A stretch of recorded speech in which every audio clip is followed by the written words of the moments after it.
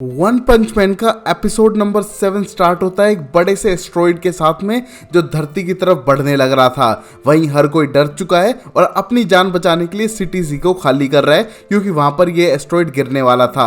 आसपास की सिटी भी खतरे में थी, जिसको सोचकर हीरो एसोसिएशन वाले सारे ए और एस क्लास के सुपर हीरोज को हेल्प के लिए बुलाने लगते हैं क्योंकि ये कोड ड्रैगन था।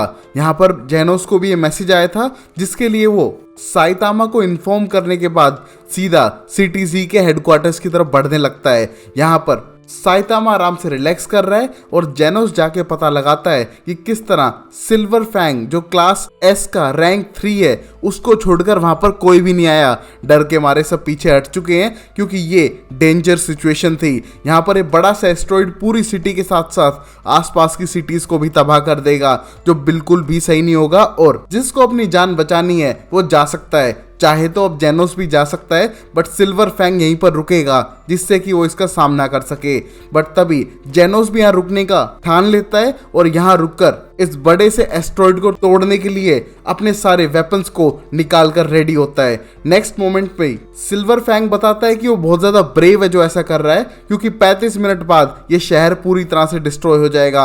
आसपास के शहरों को इंफॉर्मेशन नहीं दी गई है जिससे कि केओस ना मचे। वैसे वो धीरे धीरे करके सिटी को खाली करते हुए जाने लग रहे हैं क्योंकि आसमान में उन्हें अब एस्ट्रॉइड दिखने लगा था जो सबसे खतरनाक था।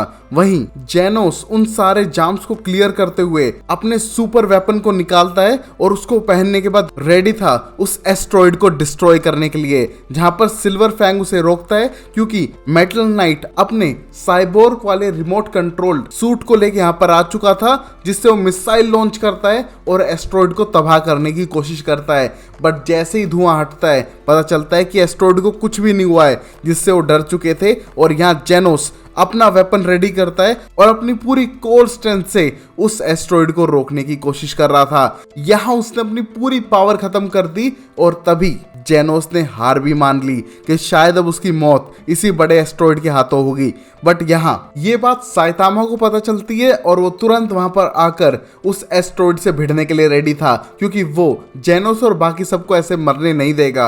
वो तुरंत उड़ता है जंप करते हुए और एक ही मुक्के में एस्ट्रॉइड के आर पार चला जाता है, जिसको देख के हर कोई एक्साइटेड था कि चलो एस्ट्रॉइड तो तबाह हुआ। बट यहाँ एस्ट्रॉइड टुकड़ों में सिटी के ऊपर गिरने लगता है जिससे और भी तबाही मच रही थी। बट सिटी पूरी तरह से तबाह नहीं हुई है, जो जेनोस और बाकी सब लोगों को बहुत ही अच्छा लगा था, जिससे कि वो सिटी को कहीं ना कहीं बचा पाए थे। इस मोमेंट पे जेनोस ने अपनी पूरी पावर यूज कर ली थी जिससे वो हिल भी नहीं पाता है। तभी सिल्वर फैंग उसे उठा के उसकी जान बचाता है और वो इम्प्रेस था साइतामा की परफॉर्मेंस से।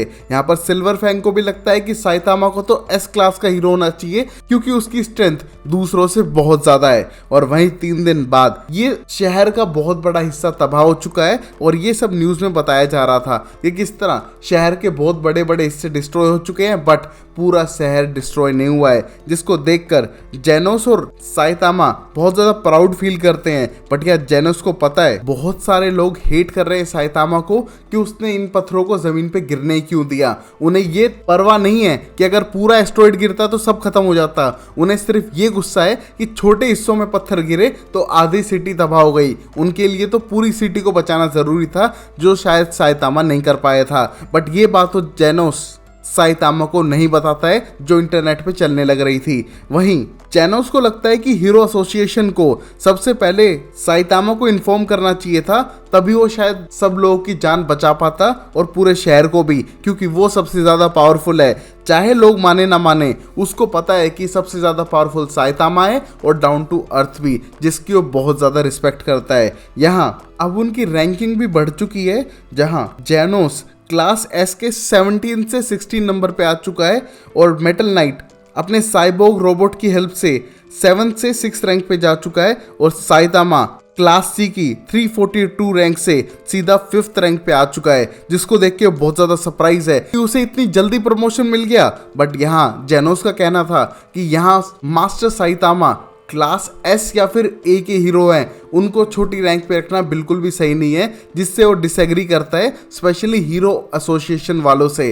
बट यहाँ साइतामा फिर भी खुश है अपनी रैंक से और फिर जेनोस से पूछता है कोड नेम्स के बारे में जो उन्हें दिए जाते हैं डिस्ट्रक्शंस के टाइम पे, जहां पर जेनोस बताता है कोड टाइगर का मतलब है लार्ज पॉपुलेशन पे खतरा है, डीमन का मतलब है कि शहर तबाह होने वाला है, ड्रैगन का मतलब 2-3 शहर तबाह होंगे एक साथ, और गॉड मतलब इंसानियत खत्म हो सकती है। इस कोड के हिसाब से लोग जान बचाने के लिए आते हैं अगर उन सुपर हीरो की मर्जी होती है तो।